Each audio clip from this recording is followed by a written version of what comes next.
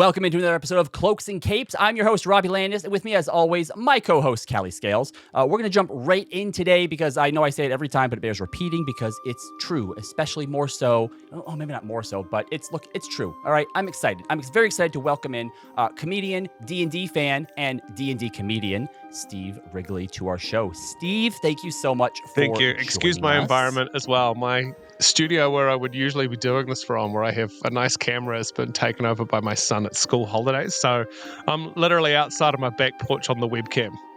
But hi, folks. Thanks for having me. Hey, priorities, right? So the first thing that we like to do on the show, as just like a little bit of a thank you, we didn't tell you too much about what we do besides the podcast. We have a Patreon where we like make magic items and subclasses and species and stuff like that. We've been doing this for like 2 years. And so just as like a little sort of thank you, the same sort of energy as, writing a poem for someone's birthday because you're cheap and you don't have a whole lot of money, is I made you a magic item that literally like 5 minutes before you popped in here, I just finished it up. So you've got like a little stat block for it. It's called Wrigley's Hand Cone. Does it have a little stat block and everything? Yeah. I got the whole thing. I'm excited. All right. Sure do. Yep. It's called Wrigley's Hand Cone. Wondrous item, rare, requires attunement. I'm a little split on that. I'm not sure if this is too powerful. You two can let me know if you think it should require the attunement or not. But it says an old hand cone used to amplify your voice for large crowds. It's made from tin. Seems like it's been well used and has the words big energy engraved on it in fancy script. You get a +1 bonus to spell attack rolls and your spell save DC when you use this item to cast a spell that requires verbal components. You can cast the spell Tasha's Hideous Laughter through this magic item without expending a spell slot. Once cast, you cannot cast it again this way until the next dawn, unless you expend an appropriate spell slot to do so. And then the final property that it has is called Wrigley's Infectious Laughter. When you cast Tasha's Hideous Laughter and a target fails the saving throw, you can choose another creature within 10 feet of the target to also be affected by the spell. And this effect continues until a creature makes the save. Once a creature has made a saving throw against this property, they are immune to its effects for 24 hours. Sounds like if I had that as my microphone for stand-up comedy, I'd be able to go out, use it, get one really big laugh, and go, all right, folks, that's it till a long rest. There's your one laugh. You get one at the show. But this has been expended now, so I need to go spend 8 hours sleeping while the two elves in the party just each take half a shift. Then we'll come back for another laugh tomorrow. Yeah, basically. Oh, so many people play characters with the trance ability that you can never do anything real sinister on a long rest because there's always like at least half of the party that's awake. Like, how do you want to take watches? Well, after 4 hours, we're basically all up anyway. Yeah, sure. I play a Warforged. I don't actually have to sleep. Oh, I'm a Reborn. I also don't have to sleep. Cool. I had a wizard one time who like every night they would just be like, oh, I'm going to cast Mordenkainen's Dome or whatever it is, tiny hut around him. So nothing can bother us in our sleep. And I'm like, cool. Okay, I guess just nothing happens overnight. Then. Oh, Great. you can do fun stuff with a tiny hut. Don't forget, Callie. The tiny hut is impenetrable. The area around the tiny hut, you can do stuff with that, right? They can all go to sleep and wake up, and outside is now gone. You're in a cage, floating in the middle of a void. A giant steel cage surrounds your tiny hut. Have one. The earth is not there anymore. And as you look out through the open flap, all you see is the infinite void stretching beyond you. And then let them figure out how they're getting out of there. Oh, I love that. You don't even, as a DM, you don't even need a plan. You don't even need to know where you're going with that. Just put them in the void and then sit back and listen to what their paranoid little brains concoct. One of them goes, what if we're inside the bag of holding? And then you use the DM go, what if they are inside the bag of holding? Just let them answer it for you. Exactly. Yeah. I have nothing written about where you are. You guys are going to determine it. I had one where they used the tiny hut overnight. And so in the night, I had a pack of werewolves come in, obviously not seeing them, and just start making their camp right there on top of them. And so like they're getting towards the end of like the 8 hours of the tiny hut and going, this thing's just going to disappear in a few minutes here, and there's still like a literal like pack of werewolves that are sleeping all around us. Breakfast in bed, right? I mean, Yeah, exactly. they all wake up in the morning and the tiny hut starts shrinking. You don't even, as a DM, need to know how it's being shrunk. One of your gamers is going to go, oh, maybe it's this happening. And then you just go, perfect, there we go. He's figured it out straight away. But you're like, yeah, tiny wow, hut so is smart. shrinking. Maybe it's the little-known goddess of shrinking tiny That huts. was a like, thing, oh, but you know, that was a thing. Yes, Cassandra, absolutely it the is. little-known goddess of shrinking tiny huts. So those of you who were listening, watching, may recognize Steve. I stumbled across Steve on TikTok doing some stand-up, doing a little bit of crowd work, which is like half of my For You page. I love watching people do crowd work. And you caught my attention, not just because you were funny, but because you were talking about Dungeons and Dragons. And lately, you've been doing a lot more of that. And you know, it used to be that you'd get bullied for playing D&D, you know, but it's everywhere now. Celebrities play it. We obviously still get bullied. Horrible people are always going to exist, but now they just happen to play with you. That's a whole different topic, but I was wondering what your takes are on how did this happen? What happened? No, I mean, you're so right. That's why I'm laughing. We have whole Reddits dedicated to the red flags, right? What was your question? Sorry. So yeah, what happened? How did we get here? How did we go from D&D being sort of the nerdy thing to do? And obviously we still consider it nerdy, but nerds are everywhere now. It's in the mainstream. How did that happen? What do you think is the moment I'll give you the most controversial answer I can in the Dungeons and Dragons space. It's because 5th edition is a good game system. Please. All right. You know what? I feel like there are going to simultaneously be about a million people who agree and a million people who hate that take. See, I feel like every time someone tells me they're going to give me a hot take, they don't. They give me a true take that some people just don't like. No, but I get it, right? Like 5th edition is, whether you want to call it a good game system or not, it's an approachable game system is what it is. It is easy to pick it up and learn it. Unlike, say, 4E, it wasn't, at least at one time, completely bloated out the wazoo like 3.5. You don't have to learn THACO like 2.0. It is easy to sit down and learn to play 5e. What I can do as a dungeon master in 5th edition is, you know, if I have some people who want to play Dungeons and Dragons and there's two who don't really know how it works, I can just say to them, here's your character sheet, like, we'll talk about your character a little bit and we'll talk about who you are. Don't worry about the rules. We'll talk about who you are. And then you just tell me what you want to do. Make a choice. And then I'll tell you what particular rule or dice roll needs to be employed in order for us to figure out what happens next. But you don't need to sit there and go, oh, I need to make a this or I need to do a that.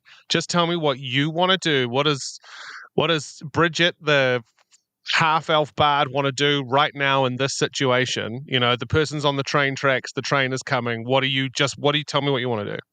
And then figure out with them. And once you've done 4 or 5 of those, they do start looking at their character sheet and going, oh, that means I have this, and I can do this too.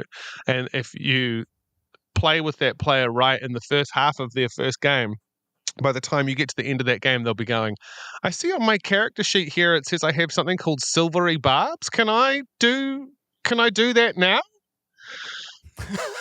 And you as the DM both feel and that's like, okay, game's over. Go find a new group. You feel excruciating pain, but also tremendous pride at the same time, where you go, there you go, little one, you know, welcome. You've got the disease now.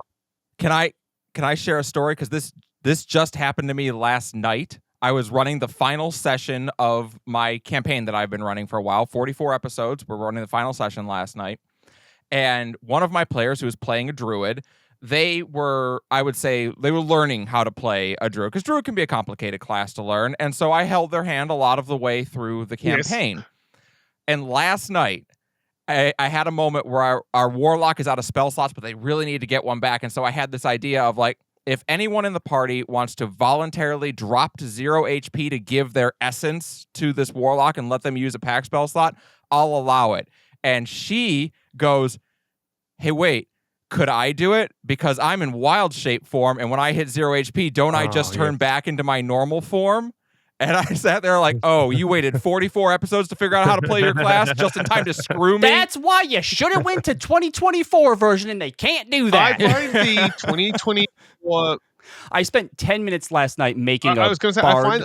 You just did Go the ahead. 2024 version, and honestly, I will say, as an old man, I find the 2024, 2014 two versions of 5e thing to be just the single most ludicrous thing to take place in Dungeons and Dragons since it became a corporately owned enterprise. Like, all they did was slightly homebrew some stuff the same way every single person who picked up D&D 5th edition 2014 wound up molding it into a version of Dungeons and Dragons that works for them and their table. It's literally the first fucking rule in the book to do that, right? And they went, oh, we're just gonna here's a like There's your hot Bastions take. could have just been a little module that they put out that plugs into 5th edition.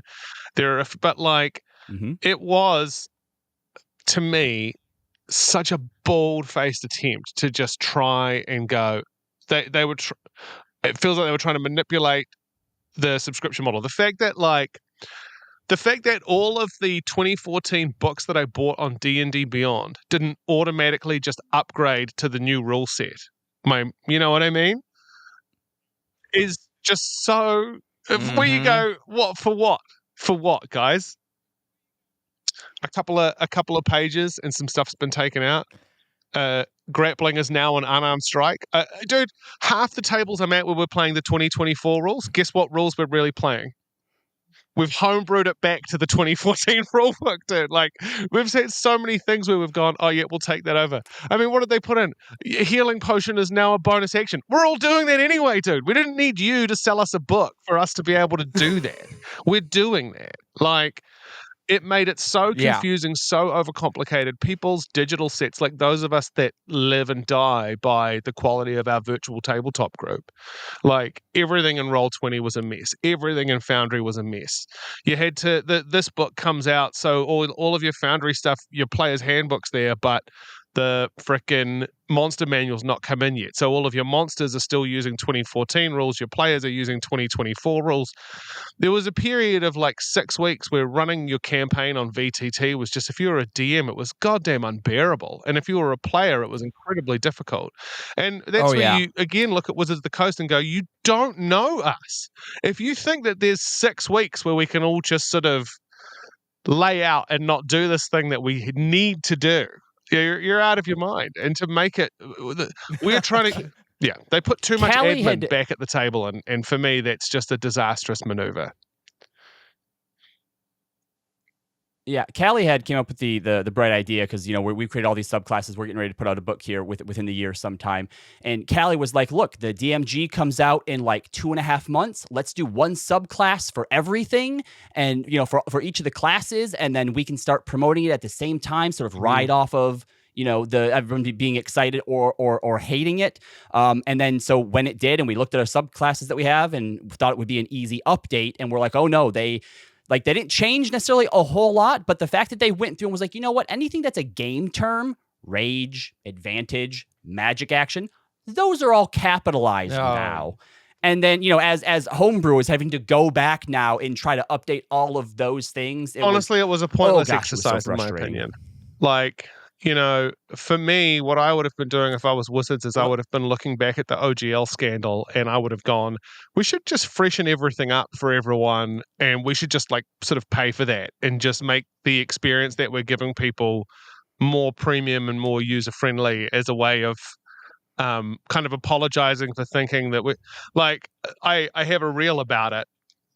A joke about it, about how like I find it just hilarious that Wizards of the Coast were like, we have to figure out how to get more money out of Dungeons and Dragons players. Like getting money out of us is some issue. Like when has that ever been a problem? We will literally buy 6 versions of the same thing. Wait, each group only buys one book and shares it? Exactly. Dude. It blows my mind because like they really went the worst of both worlds where they're like, no, we don't have the balls to just call it 6.0 and do a fully new edition because it's not. And so They tried to make it, and they tried to go, it's backwards compatible. Have you tried to run a game where people are doing 2014 and 2024 stuff? It's a nightmare. Sucks. It sucks. It sucks so much. And like I said, when you really think about it, all this remaster 2024 version is just someone else's homebrew slapped onto D&D 5th edition, the 2014 book. Like, they could have put out Bastions as a solo thing. Here's how you can run, doing these. This is kind of cool. They could have put the Grey March campaign setting out as a really dope full book campaign setting for just the D&D that we've all been playing. And just honestly, like I had VTT players who I do stuff on Start Playing Games, and I don't run mini games now because I'm really busy doing stand-up, but I love running games for new people. But I had maybe like 4 new players just before that remaster happened, and they'd all just got used to playing D&D and Foundry, and then the rule changes came out and everything was a hot mess. And like, these were people who were really enjoying it but doing pay to play, but they all just were like, oh, we'll come back when this is like working properly. Do you know what I mean? When this is fixed. Yeah. And they still could have got a bunch of money because they could have taken everything from, Tasha's, from multi, all that stuff that's those incremental changes in between, taken some of the changes you want to make now, like the Paladin Smite stuff was a good change. Callie almost quit her Paladin over it, but dude, she we agrees buy now. so many books. Yeah, it works. But you could have just condensed all of that into, the new updated book, so that way new players coming in don't have to buy the 3 set and then Tasha's and then Big B's Giants or whatever it is. It exhausts me. It's like, dude, we have enough companies squeezing the life out of us for our daily necessities. The place that we're coming to for fun, if you fucking guys start doing it, then you can go fuck yourselves, man. Like, honestly, you're the place that Daggerhound just came out. We're ready. Coast, you live at our behest. It's not the other way around. We can play your shit for free. We can. We do not need you. You cannot copyright, roll a dice, and add a number. That is not something you can ever own. You idiot. Correct. We love that. We love Dungeons and Dragons so much that honestly, like when it comes to spending money, we buy books and we don't even read them. They could put out a book called The Amazing Adventure of Alakazar, and the entire thing is 300 blank pages, and it would be 3 months after it's released before anyone even noticed. Someone would finally open it and go onto Reddit and go, guys, are your pages all blank? Oh my God, mine too, Or we like just book. My copy? We like book. No, I tell you, what gets me is that with 2024, they then rebroke some of the things that they fixed in Tasha's, where they're like, all right, in Tasha's, fine. Your stat bonuses are no longer tied to your species. You can just pick a +2 and a +1, go. And then in 2024, they're like, okay, now it's tied to your background, and your background gives you specific ones you can pick. You didn't learn anything. Stop limiting us on that kind of thing. No one likes it. I know. It's just silly. I feel like the worst thing that you can do when dealing with Dungeons and Dragons players is become the evil, scum-sucking, greedy big bad yourself, Especially since there are so many other options. Your game literally trains us to resist you. I watched the Critical Rolecast play Daggerheart, and honestly, that was also pretty entertaining. Like, there's so many games. I play Pathfinder 2nd Edition mostly, to be honest. I'm kind of into that hardcore, crunchy, grindy stuff, but there are other game systems, and just the idea that you would come into this space and operate on anything other than kind of goodwill and grace towards the community that supports you is just you don't know us. Do you know what I mean? If you're doing that, you just don't know who we are and how we work. It's almost like they're the company that makes Magic the Gathering. Oh, wait. Oh, please don't get me started on that. All right, let's pull this back into some comedy stuff. Put the focus back on Steve. Steve, I'm curious how the sort of pivot and shift to doing D&D as a routine, as crowd work happened. Was it? It probably wasn't something that you expected. Was it ever something you thought about trying before, given how big? Yep. The only reason any of this is happening, this is the most 2025 sort of the zeitgeist of our industry as far as entertainment is concerned. Is like I love Dungeons and Dragons, and have always wanted to like try some stuff. I always had a few ideas for things, but you know, getting stuff to work. If you want a whole room full of people to laugh at something, it has to be sort of in the zeitgeist, at least, of that room. People all need to know about it, you know. So everyone knows what the Epstein list is, right? So it's really, you can make a lot of really good jokes around that people have to think to get to. And I am very fortunate to be good friends with Rhys Darby, who's another comedian from New Zealand. And when he tours around, he takes me with him as his feature act. And earlier this year, we were doing a tour of some comedy clubs. We did Austin, Texas. We did Brooklyn. We did Philly. We did Raleigh. It was really fun. And we were in Austin, and it's a real tech city, a real nerd city. And I had gone out to turn my camera on before the show started. And when I went out, I saw lots of Dungeons and Dragons t-shirts. Either they were wearing, I was like, either these guys are all wearing Dungeons and Dragons t-shirts or they're really into polyhedral shapes. It's one of those two. Could just be a really big like Pentagon community here in Austin. I don't know, but you know, Yeah, you don't know. Yeah, a lot I of saw math some Critical nerds Role down there. I shirts. get it. I just was like, oh, maybe this will be it. And I like being silly and playful, and I always had this idea of going out and going, are there anyone here play Dungeons and Dragons, and just try and get some excitement out of Dungeons and Dragons players in the room. And then once I'd pulled that attention to the stage, go, anyone of you play a rogue, and then just let them make any sound. And I can then, as the DM, I've lured them into my trap, and I can go, well, you're a pretty terrible rogue. And I always just thought it'd be fun. I was really just... Look, there's a reason we also take charisma, okay? There's a reason. I went out and did the bigger of the clips that I have, and it was a real surprise because I like... The vibe in the room was amazing. I say that, and 70 to 80% of the room all laugh.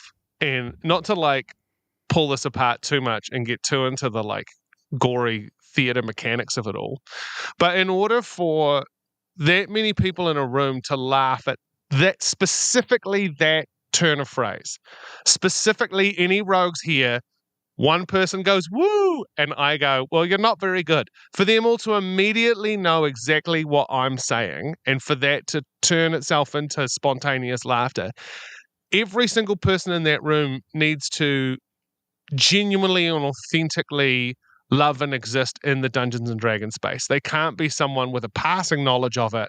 They have to be someone who really understands the deep memes, the deep lore, the deep connection that it has. And when they all laughed, I saw a bunch of people look around the room and start clocking how many of them there were. And then I just went on like a 4-minute riff where I felt really fortunate because I was able to just kind of keep building and building on that momentum and that excitement of all of us going, wait, this is happening, this is working. We're doing stand-up comedy about Dungeons and Dragons right now. And I was joking about how there's like 6 people in this room who have no idea what's going on, but fuck them, the show's not for them anymore, you know what I mean? And it was real rock and roll, it was a real blast. Yes. And the next day I was like, I'm just going to post this clip because I think it's funny. Like, you know, like every other comedian, it's like you just fire stuff out of the cannon and see what you can get. So I was like, I'll post this clip and I'll see what happens. I was with Rhys and Raleigh, and I posted it.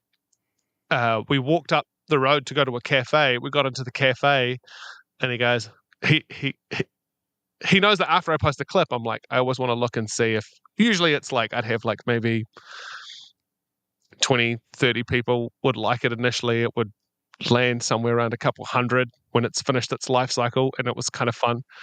And I go, oh, yep. Nothing. Like it's not, oh, that's weird. It's been up for like an hour and it hasn't done anything. But I then realized after the fact when my friend told me that because it was just skyrocketing to the moon, Insta had not compiled any stats yet because there was so much going on. Because then 10 minutes later I checked it and I was like, like 80,000 people have seen it in 40 minutes. And I've got like 4,000 new followers like now, you know. And then it kind of kept going.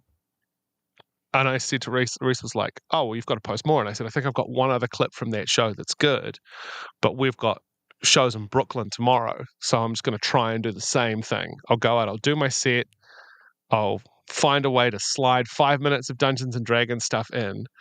And if there's a few people in the room, I'll make it work. If there's heaps of people in the room, I'll make it work. But I've got to, this is fun. I want to see where I wind up with this. And luckily, the show in Brooklyn, I had a guy who missed his session to be at that show, which you just could not ask for a more perfect thing when you're doing jokes about Dungeons and Dragons to go, I've got a guy who bailed on the session here now that I can do crowd work about. I really do feel like things were aligning because it was not a plan. It was never. I never sat down and went, I am going to do stand-up comedy about Dungeons and Dragons. What happened was I did it. I didn't know what was going to happen. I posted it. I didn't expect anything to come of it. But when it did, I went, it's like when the GM goes, there's 4 doors. One of them's open and there's gold literally shining on the other side of it, and the other ones you're not sure. And you've just kind of got to go, I don't actually think this is a trap. I think there's something on the other side of this if I just go for it. And so it might actually just be gold, And and then we had enough shows left in that run where I could go out every night and just try and sneak 5 minutes in. I still had to do my job. I'm opening for Reese, and so I can't go out and just go, anyone here play D&D, and then do a show that is not for everyone who's there, because I am warming the crowd up for him. But I could sneak 5-10 minutes in and had heaps of fun with that, and just was able to, every time I posted a clip, it would, if it was bad, it was still better than anything. Don't want to come across as too, don't want to come across too thirsty here or anything like that. But after when I had found your clip, there was definitely a week period where every morning I was looking to post another one so that I could send it to everybody. Well, that's kind of interesting because I don't think about that. My problem, I had a content problem because I got to the end of that run. And that was touring comedy clubs. And there's a huge difference between comedy clubs and big theaters. Because we went to New Zealand and Australia, and I was like, I'm going to be able to get a bunch more clips, right? This is going to be great. We're doing 15 shows over 20 days in New Zealand, Australia. This was the tour we went on after this one. So I do this tour, I get a bunch of clips. I've got maybe 8 or 9 total that are worth putting out. I don't want to put anything out that's not something I would stand behind, or that I go, I could do a better version of that later or whatever, but some fun pieces of crowd work. But I'm out, I don't have any more. But the club in Austin, Texas, where the first clip came from, they had already agreed to have me back. And I said, look, people are watching my stuff now. Please just book me on at least one show so I can point people to that, while people are engaging with the content, because I need to be able to make more. And, it really is you need the clips to get the followers, to get booked, to get the shows, but you need to get the shows booked, to film the clips, to get the followers, to book the shows, to get the clips, to build the followers. You know what I mean? One needs the other. Yeah. Correct. And I was like, it's a vicious cycle. I literally begged them. I was like, dude, I'm at my ignition point. I can feel it. If I can go out there and have an hour where it's my crowd, I don't have any obligations to other performers who are on the lineup or anything like that I need to really worry about. And I can just go crazy and just pop the cork on talking about D&D for an hour. That'd be great. So I got a room at the club in Austin. And when I got back from this New Zealand and Australian tour, I'd been trying to run some D&D stuff in the larger theatre areas, but we were doing rural Australia, and literally it would be, 1,200 people, and not a single person has ever played Dungeons and Dragons. These are rural, blue-collar drinking Australians who would probably beat me up if they saw me in a T-shirt that said Dungeons and Dragons. But I came back and I was able to go to that show in Austin. I had the most amazing crowd you could ask for. And I also was booked 2 weeks later in Philadelphia to do a show there. And I was really fortunate because between those 2 shows, I was like, right, if I put out 1 or 2 clips a week, I've got enough to get me through the next 4 months while we were touring. Oh no, it was 2 months. The next 2 months while I'm touring the UK with Reese, and then I get back and I go to Gen Con and I'll have another show that I can film. So, it was that head game of going, I've got to like bank this material, and I've got to be careful how I tease it out. Like I can't dump it all at once because I want to like make sure that I can kind of keep this fan base that I found alive until I get to Gen Con. And luckily for me, it's been pretty good. Like everyone's been really supportive. My Gen Con shows sold out. They were amazing. But I don't think any of this stuff happens if D&D is not like you were asking about like D&D being popular and where its popularity is. This whole journey that I've been on, for me, the kernel of it was like all these people in this room in a comedy club in Austin, Texas in the United States all love D&D so much that this can happen. And then I went to Brooklyn and the same thing happened. And then I went to Philly and Philly was nuts. And when I went back to Philly to do my matinee show, it was the wildest crowd I'd had so far. Like people were just yelling stuff out about their characters and it was a real fun atmosphere. Yeah, so it's so cool that it is enough in the world right now that people seem to be into it. I don't know. And think just so much that you just happen to notice that a bunch of people were wearing D&D themed shirts that night. Like, how different is it if they're not happening to wear those shirts? The fact that they put up a flag. Night? Do you know what I mean? They were like, "I'm going to set up a signal flare, just a little one." But if a group of them hadn't have done that, I would never have gone, "Oh, maybe I should try this D&D material I've been thinking about tonight." And then I'm not where I am. And the show that I'm working on is really fun. It's a mixture of crowd work and observations of our culture. Like one of the things that's been really eye-opening about writing the show is realizing that writing an hour of stand-up is normally a tremendous struggle. The number of things that you can talk about when you're doing this are as infinite as the choices in a Dungeons and Dragons campaign.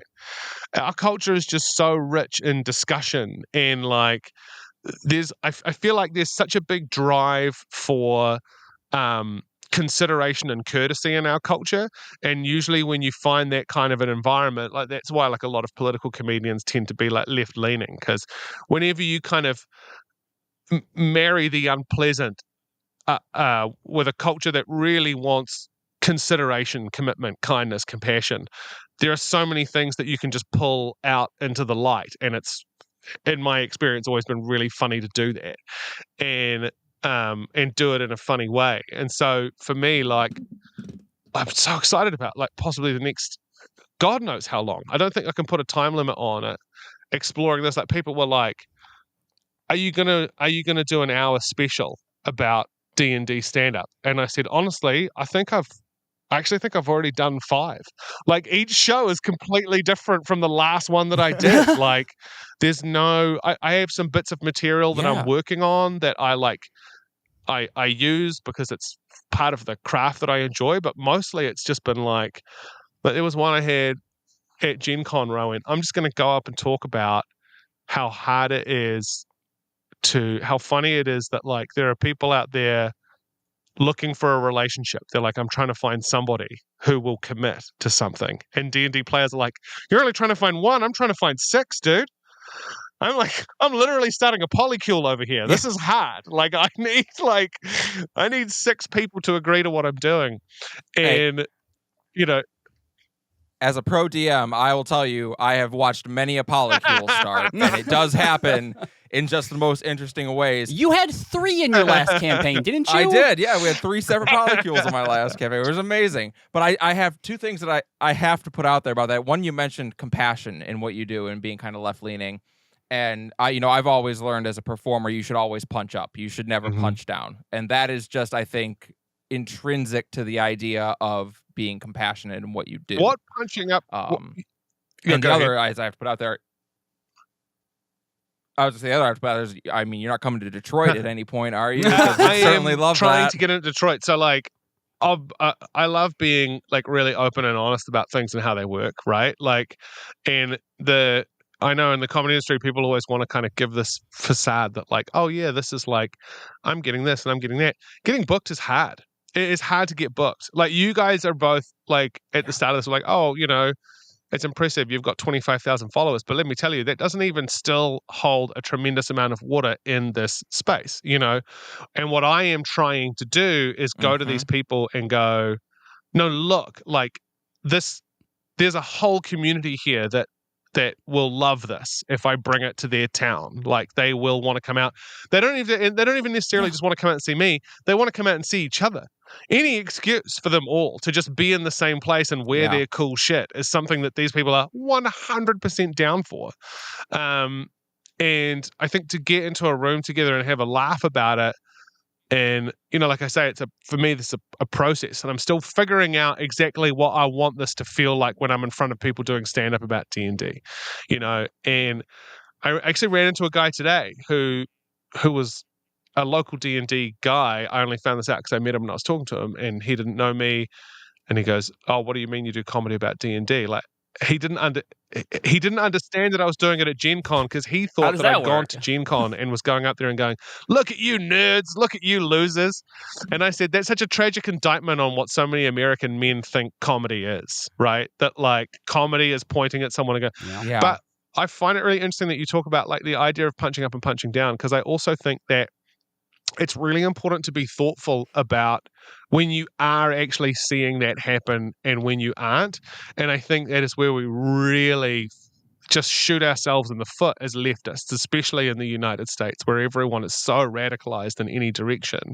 Is like you might see a technical punch down happening on the surface, on the words, but is there an intentional one happening, and what is the read? And like, you know, you need to correct. Media literacy is important. Knowing what is actually like, people getting tremendously upset at what people say too quickly is literally, in my opinion, why we are here, right?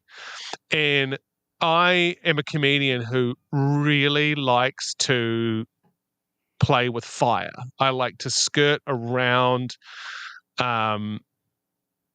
what is and isn't appropriate. And I think everyone else does too, because we're all trying to figure out the line. And comedy about how impossible it is to do a tightrope walk along that line, to me, it's the funniest part of the human experience. We all want to be the good guy, and we've all fucked it up before we've had our first cup of coffee, you know? Oh yeah.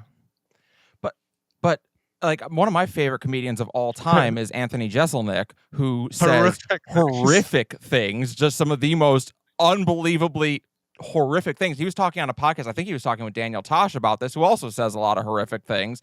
And they said, you know, I'm so tired of hearing comedians go, I can't say anything anymore. No, you can. You just have to be funny.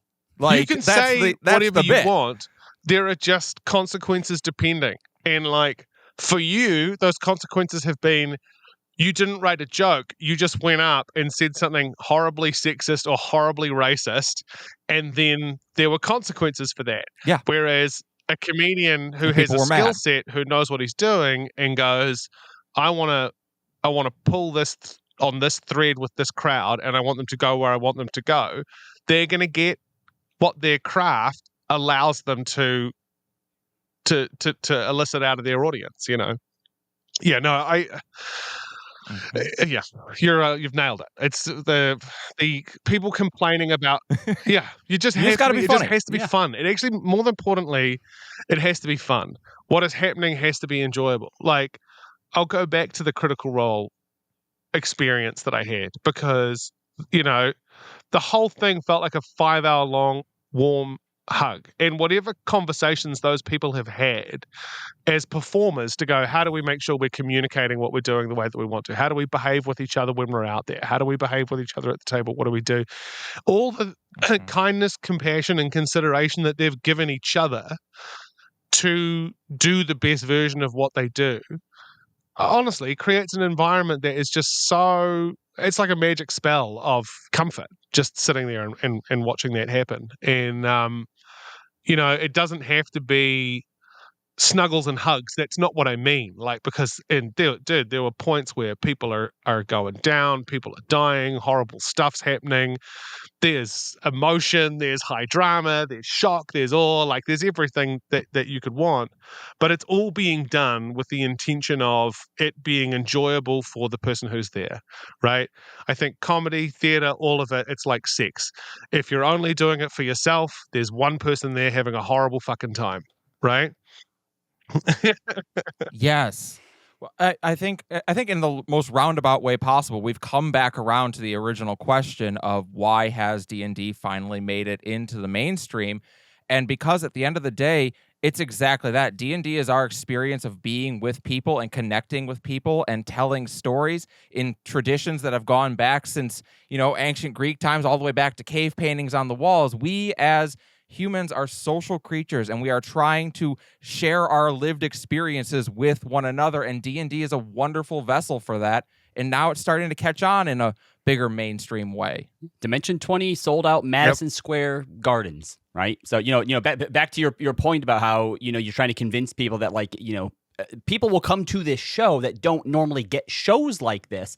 They will turn up because they don't usually get the opportunities to see the things that represent their interests. So not only are they going to show up, but like they are going to be so passionate about it, right? When was the last time that a Critical Role or Dimension 20 show didn't sell out almost instantly?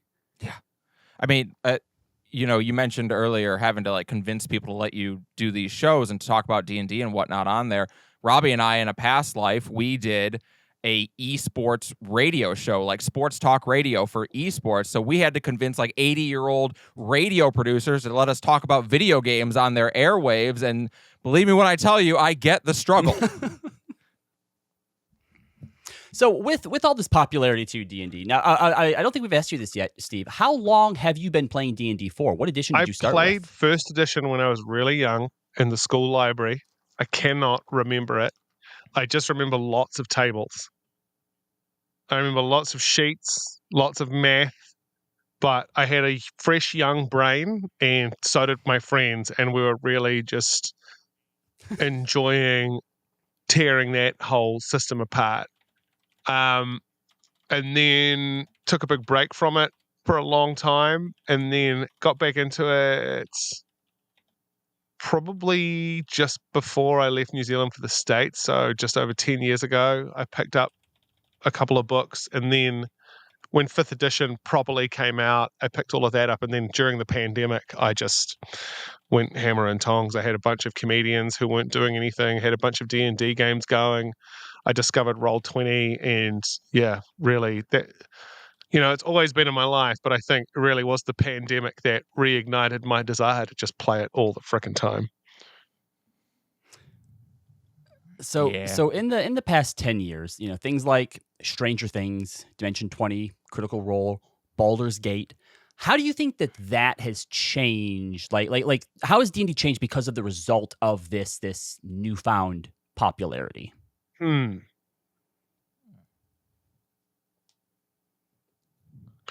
I think one of the best things about it and how it has it's such an interesting question to ask, like, how has Dungeons & Dragons changed? Because you're talking about an experience that is so unique to every table it takes place at, right? Like, there really never has been a Dungeons & Dragons experience that you could point to and go, this is it, this is what it is. Because even if you're a seasoned Dungeons & Dragons player, when someone else starts telling you about their campaign, half the time you're like, dude, I'm so lost. I can't. I know that you have a thing in your head that you're telling me.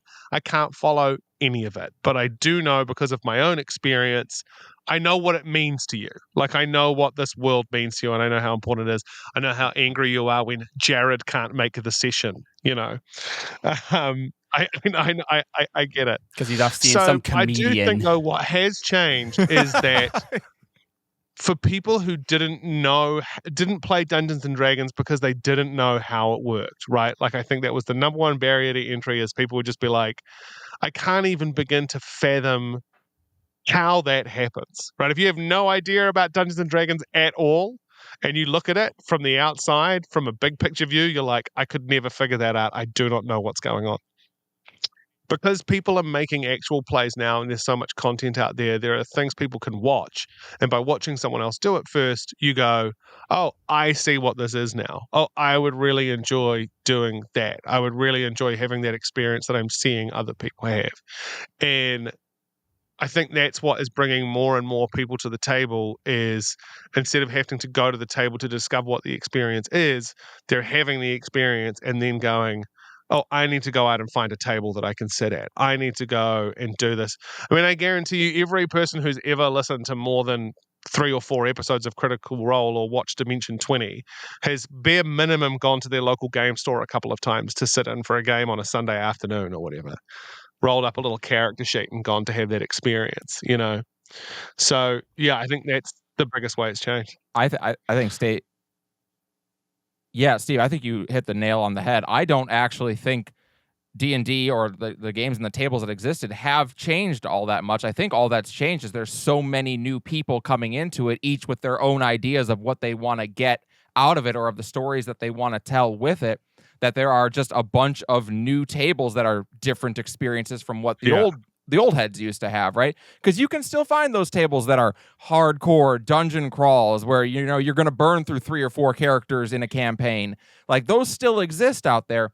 I think there's just so many new people coming in who have a more modern, like Critical Role-esque idea of what storytelling in D&D can be, that those tables are now becoming very common. Realizing what the objective is, right? Like, you get asked so much, how do you win D&D? And you're like, I mean, the answer Making used your to be DM you double can't, face but palm. I do think the answer is, how do you win D&D? I think the answer is you play it in front of 7,500 people at a sold-out stadium. I think if you do that, you are legitimately allowed to say, it's us, by the way, we won Dungeons and Dragons. But I think that's fascinating too, because I was just on a panel talking about actual plays versus home games and how they are very different, because the big difference is when you're doing an actual play or your Critical Role and you're on the stage, you're effectively all the actors in it at this point, and your audience is literally an audience out there, whereas for the home game, your other players at the table and your group of close friends, those are the audience. So you're both an actor and audience at the same time. And I think there's a different mindset that goes into running those two different kinds of things. So I think one of my favorite things about playing Dungeons and Dragons at a table, playing a private game, let's call it, playing a game that you just play for you and your friends, is it is the one thing the internet can't ruin, right? Nowadays, you watch a TV show, you go, man, that was a great episode, but I wonder if I'm right in my assessment of how great it was. Let me go to the internet and ask it how I should feel, right? I grew up, I remember walking out of the movie theater and walking out of The Matrix, right? With my best buddies, we would all go see the movie together. We walk out of The Matrix, we look at each other, we talk about how awesome it is. We went to the Burger King, we sat there and parked up on the free refills for 4 hours until they kicked us out. 17 years old, just Burger King's where we hang out till 2 a.m. Talking about the movie. Not once did any of us go, hey, I wonder what every other person in the world thinks about this. Right? That was not there in 1997. It didn't exist. Just the concept. We weren't going, God, I wish we could talk about this with everyone. It wasn't a thing we wanted. It wasn't something that we ever asked anyone to give us. And Dungeons and Dragons is the only place, if you have your own game at your own table, it's the only place where you literally have to walk out and go, that was really fun and I'm enjoying it and I like what's happening, and there's nowhere you can go to have someone go, well, but technically it's 15 minutes and there was this thing that happened and there's no reason for anyone to be enjoying that, and honestly they didn't cast a hot enough 14-year-old girl to play the lead. Like you don't have any of those people ruining your experience with something you enjoy. Gosh. Yeah. I only laugh so I don't cry. I'm only making the joke. Again, they're there, and that's all right. We were talking about like inappropriateness and punching up. Like, yep. We have to be able to point at this weird thing that's happening over here. All these guys going, how could you? Could you cast them in that role? Well, speaking of the internet, something that we like to do here at the end of the show, as we get near the end of the show, not that we haven't been having fun yet, believe but you're having kicking a me little out, bit more yes. fun, is we ask our audience to send in to send in stories, am I the asshole type stories, Okay. but with the caveat that these are from their character's Oh, perspective. jeez. Then, as a forever DM, the answer So to all of we them have is a few yes. of them What's here. next? Are these characters who sit at a Dungeons and Dragons well, here's one we're gonna playing start table with. asking if they've been assholes on behalf of all of their DMs? Yes, you were. Behave better. Sorry, go ahead. Yes. You get to decide though, like in character, not just as the DM, because yes, of course, all We know players are assholes. We know that. The first one: am I the asshole for wanting to turn Irina over to Strahd to protect myself? So they write, so I'm originally from Lamordia, a dread domain where there's no magic and scientists are trying to make a perfect body. Normally they use cadavers for their research, but sometimes they experiment on living people. Their experiments killed my brother, nearly killed me, but I escaped, and through a series of strange events, I ended up in Barovia, which has been relatively nice. There's your first red flag, calling Barovia nice. Well, compared to Lamordia, it might be. However, my friend from Barovia and I ended up joining a group and agreeing to help Irina try to outrun Strahd. During our travels, the mist took me to Strahd. He revealed that scientists from my home have somehow tracked me here and have requested permission to come in and find me. Strahd gave me a choice: bring Irina to him by the end of the week, or he'd let the scientists in. After giving me some time to think about, the mist sent me back to the group. I'm still considering the offer. I'd feel bad betraying my friend and Irina, but I refuse to go back to Lamordia. If it comes down to it, I know I'd give up Irene to save myself. Does that make me the asshole from I'm fine, everything's fine? Yes, you're the asshole. I mean, I didn't need to hear the rest. Do you know what I mean? It's so funny when someone goes, am I an asshole for wanting to sacrifice this person to Strahd? Hear me out. I have 6 paragraphs and the story gets worse as we go. Do you know what I mean? It's like I do tend to also like murder small children. So I'm just like, no, you're terrible. I don't understand why. Let me stop you right there. I don't need the rest. We nailed it all in the opening paragraph. No, it's not okay. You're an asshole.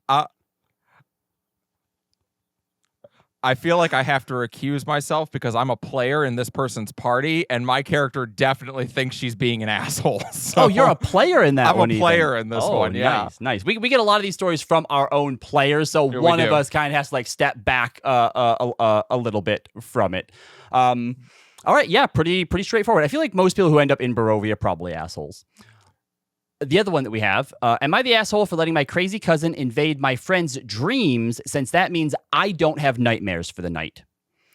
So I'm the daughter of a goddess of nightmares. I've had plenty of horrid nightmares for as long as I can remember. Recently, a figure appeared and called herself my cousin. Apparently, she's bound to me, and my goddess trapped her in my nightmares to protect me from going insane. But now my cousin is in my head and talking to me and is very much crazy and also wants me dead.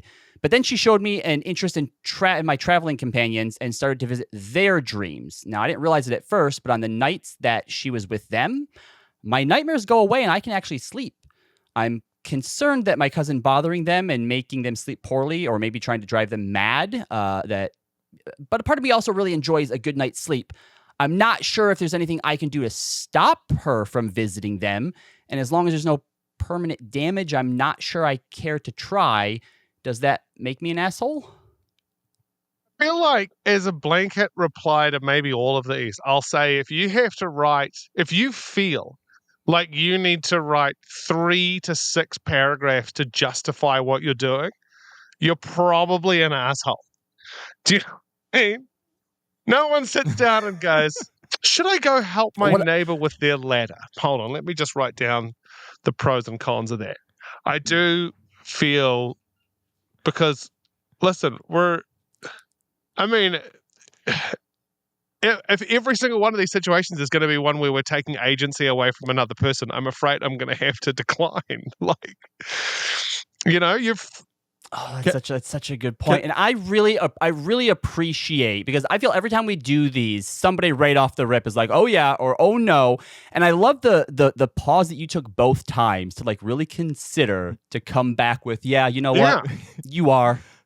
But can I also say what I love about this too is, obviously, Robbie, you and I are American. Steve, you're from New Zealand. We have, I think, a slightly higher bar that you have to eclipse before you become an asshole. I think New Zealanders are just generally nicer, and so you know what I mean.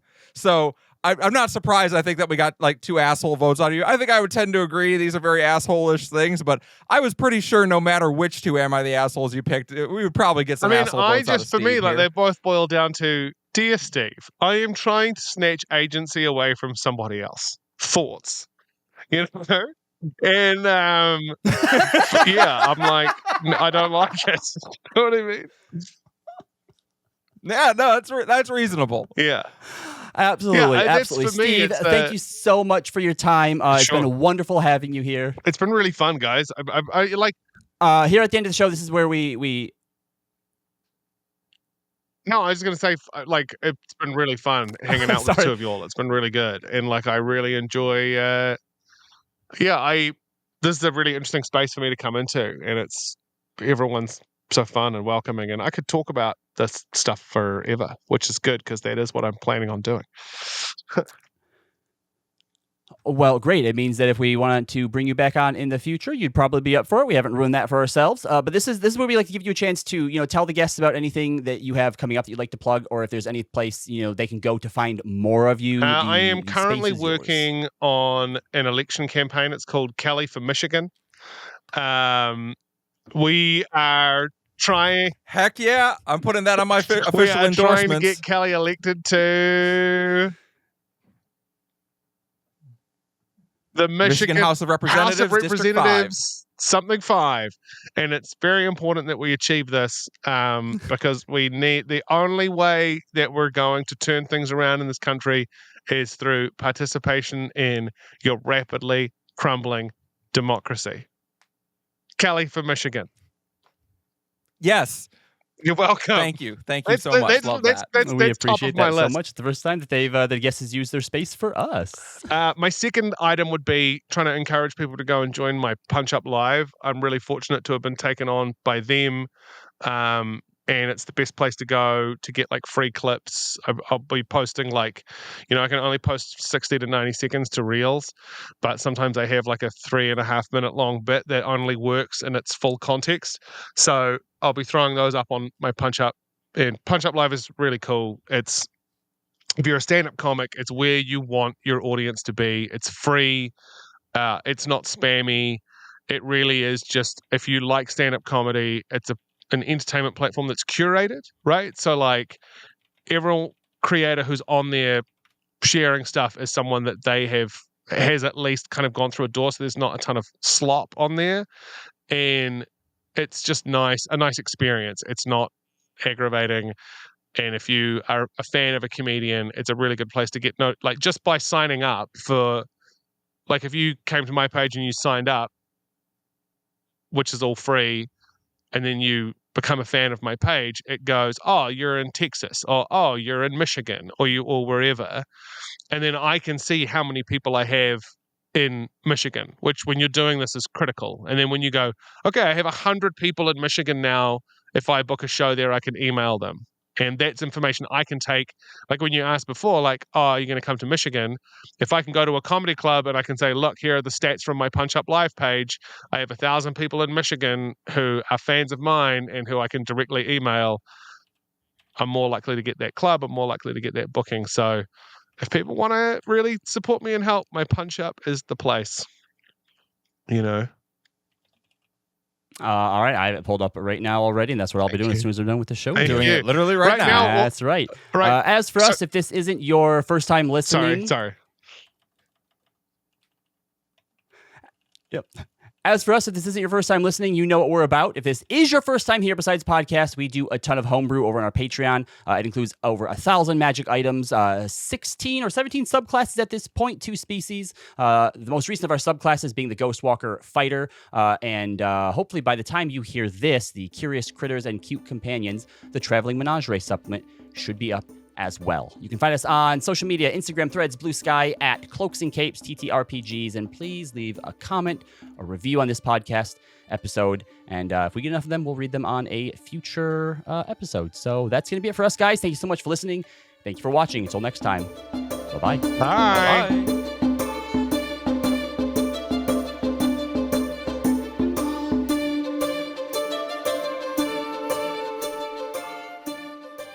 The Cloaks and Capes podcast is created by the support of its listeners and generous Patreon donors. Special thanks to our myth makers and legends, Heartslot, Dolvik, Celtic Crow, Darkflux, Gamergal, Tater Thoughts, Chili, Capelli, and Cuta.